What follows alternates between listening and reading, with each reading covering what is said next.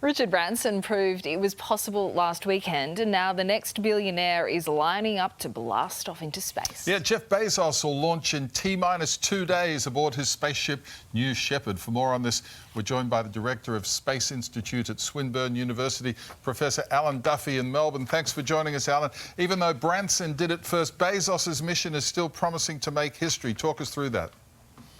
Absolutely. So Jeff Bezos and his company Blue Origin, they have, well, hopefully in 2 days, will claim the title for the first all-civilian crew on an entirely automated flight to space. So this is very different to Richard Branson. There were pilots. It was a bit of a mix of a crew in that regard. Jeff Bezos is going to be closer to the, well, basically a roller coaster than necessarily a flight. They're going to strap themselves in and they'll be taken for this incredible ride up to space and experience that weightlessness sense that space tourism is hoping will get a lot more people flying. Yeah, Alan, it'll be pretty cool. An interesting selection of passengers as well on board New Shepard, including an 82-year-old.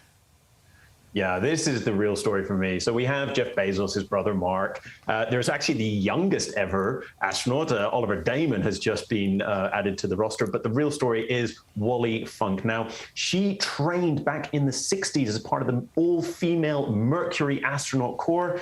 This was then disbanded before any of them could ever fly. It's one of the real tragedies of that space era. So we have with Wally now a chance for her to finally fulfill those dreams, reach space. She's had an entire life devoted to aerospace. She's trained up 3,000 pilots. I mean, she's just an absolute dead set legend. But for her at 82 to be the oldest ever person to reach space, it is a wonderful testament to a life devoted to aerospace. Yes, she really is living the dream, isn't she? Hey, Bezos has also taken a very different approach, as you touched on, to the launch strategy. Can you talk us through how's he doing it differently to Richard Branson?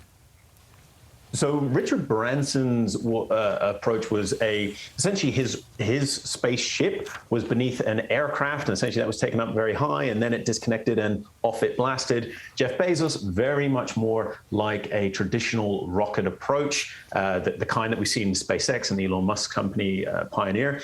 So it's able to go up, reach orbit, and then automatically return and be then reused, potentially offering vastly cheaper access to space. Indeed, this is just a very small step for Jeff Bezos' company, reaching above the 100-kilometer Kármán line. They want to eventually get to orbit and indeed even the moon and potentially beyond. His ambitions stretch distinctly further, I think, than Richard Branson's. It is very cool indeed. Elon Musk is next as well. How big do you expect commercial space travel to become in the next few years?